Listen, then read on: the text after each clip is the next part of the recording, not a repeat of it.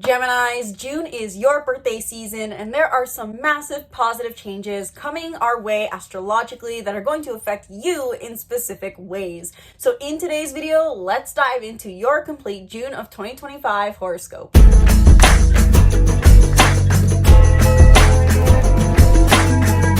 Hello, my Geminis. Welcome back to the channel. I'm Isabel, your spiritual rebel friend, and today we are talking about your horoscope for June of 2025, which has some massive, big shifts happening astrologically, which I'm going to talk about at the end of this video or towards the midpoint of this video. Quick note, this video applies to you if you have a Gemini sun, moon, or rising. I get a lot of confusion about if this video is just for Gemini risings. This is for you if you have a Gemini sun, moon, or rising. And before we dive straight into your horoscope for today's video, be sure to book a reading in the link in the description box below. If you want to dive deeper into how exactly June is going to play out for you based off of your unique birth chart, which plays such an important role, then book a reading down below where we can dive into any and everything regarding the stars, not scars. Sky is the limit. You guys probably know the drill already. Learn more down below or in the card up above. Let's start off your June of 2025 horoscope talking about one of the most basic transits, which is the sun. Every year, half of June is Gemini's season until the 20th, I believe. And this is your birthday season. Happy birthday, Geminis. How are you enjoying your birthday season with Jupiter, the planet of abundance, present in your sign right now? Let me know in the comments below. But with the sun in Gemini, this simply indicates that you may feel more energy putting a priority on refining and observing yourself, focusing on who you are, being yourself, and maybe even refining your appearance. This can also mean that you're more seen in the world. So in the first 20 days of the month, you may feel like you're really in the spotlight for who you are and really just feeling like you're in your skin. This is a very positive energy for feeling authentic. So if you're feeling extra authentic, lean into it and embrace it, as this happens once a year for you, Geminis.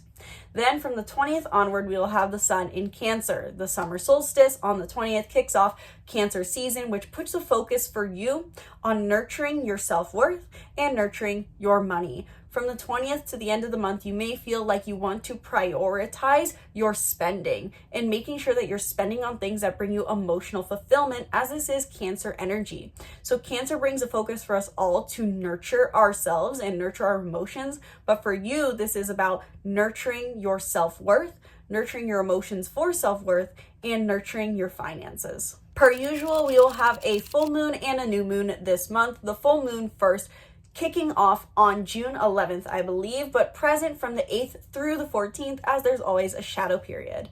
This full moon is in Sagittarius, your opposite sign. We had a new moon in your sign, Geminis, as of today, filming this video, May 26th. So this is wrapping up a 2-week cycle revolved around your relationship to self and others. So on the 11th, you can expect some culminations and fulfillments in how you spiritually connect with others, both in a friendly, platonic way and in a romantic way, or potentially even in business partnership.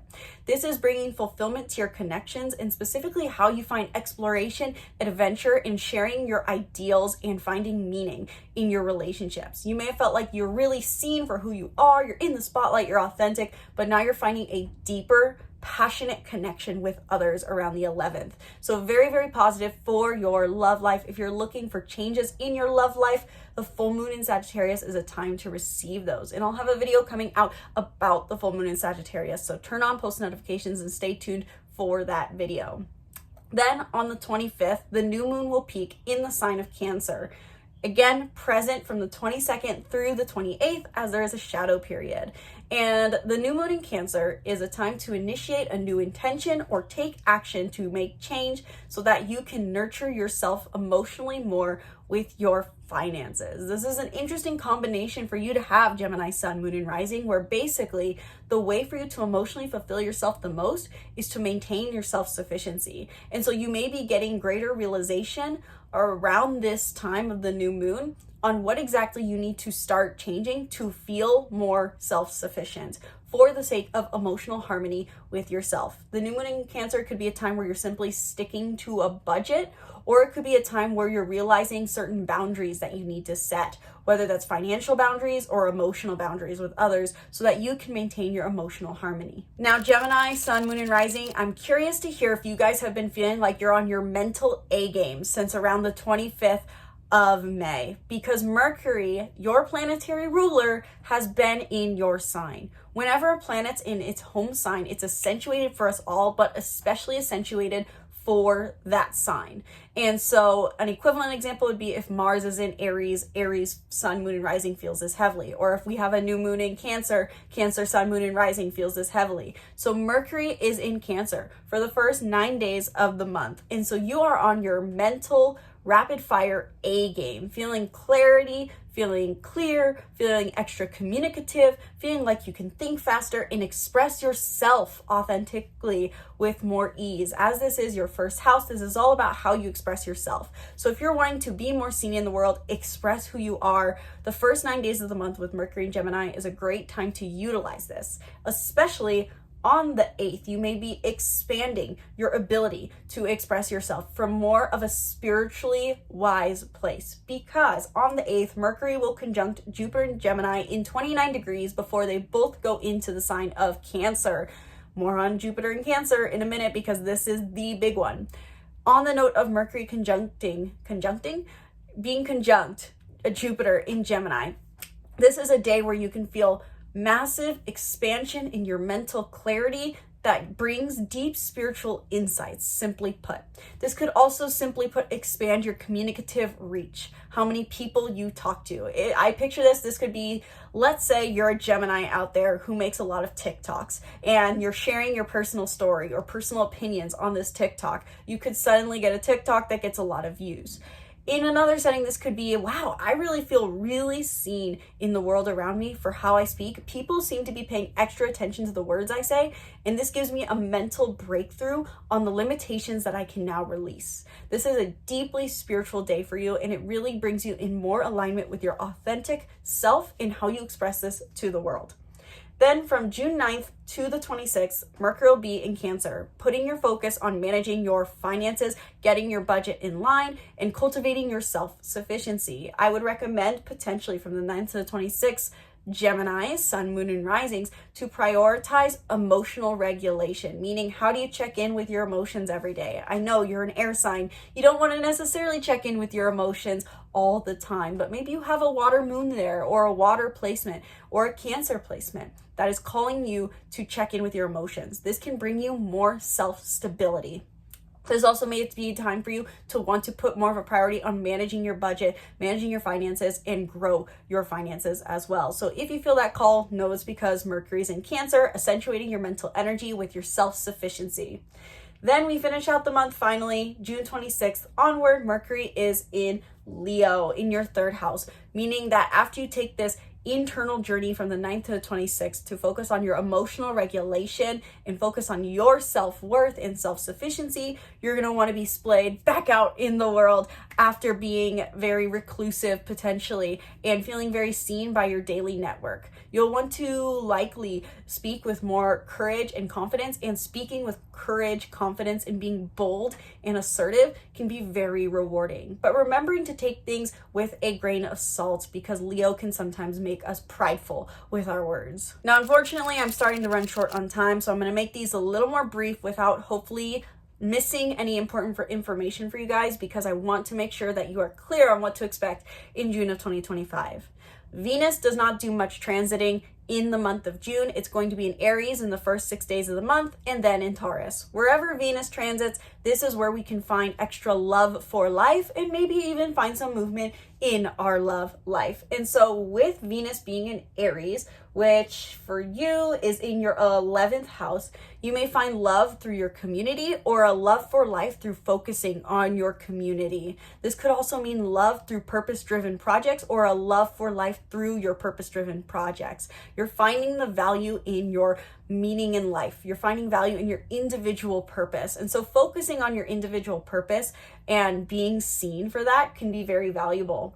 There will be a Venus in Aries sextile to Jupiter and Gemini on June 4th, which I will hopefully have a video coming out about. But simply put, this could bring an expansion to your self-image through your purpose-driven projects and your community. You may be more seen in your community or seen through your purpose projects and your aspirations.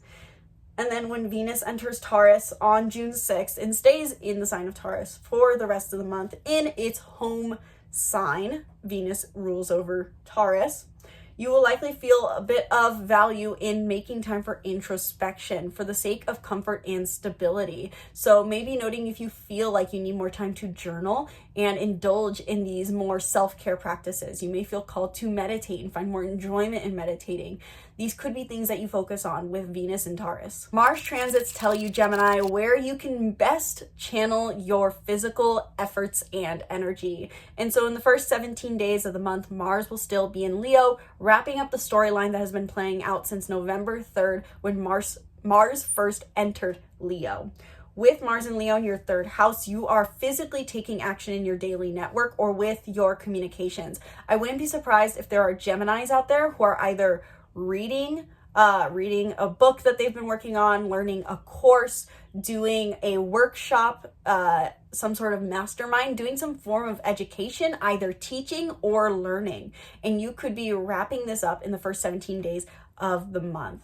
If you are not someone who is creating content or learning something or teaching something, this could be simply about you're feeling like you want to be present in your daily network. You want to interact with your daily network, your neighbors, your coworkers on a lighthearted day-to-day basis. And so embrace this social energy at the very least. For my content creators out there, Mars in Leo is a great time to wrap up your book, to write your story, to finish your course.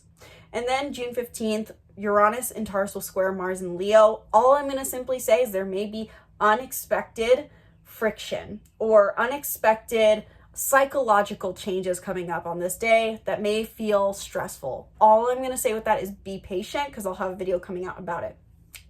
June 17th onward, Mars is in Virgo. In your fourth house, you may want to spend more time at home, focusing on your health and having a simple little life. And this could be a nice energy of slowdown after being rapid fire with Mercury and Gemini and Mars and Leo, making you very social and very communicative. Mars entering Virgo could make you feel called to spend more time at home and say less. And if you feel that, own it and embrace it. Mars in Virgo does indicate that the best thing you can do during this time is focus on your home life and building practicality and stability here.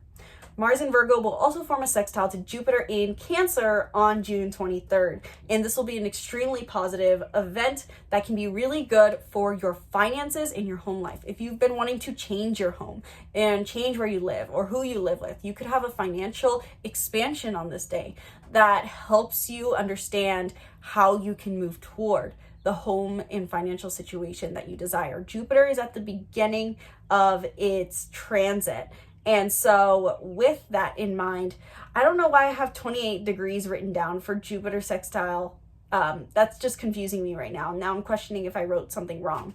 But point being, there is this energy of expansion of spiritual insights on this day and our actions bringing us spiritual expansion. So just simply pay attention to what comes up this day, and I will have a video coming out about this transit soon. Now for the big transit, and I'm going to have a whole video coming out about this because it's so big.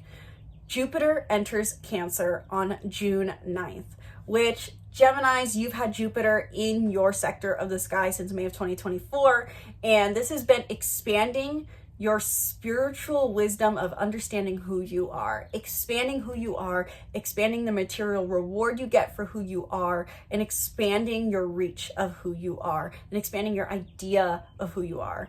And not just material expansion, spiritual expansion. So maybe you've learned some really deep spiritual lessons in the past year about your sense of self.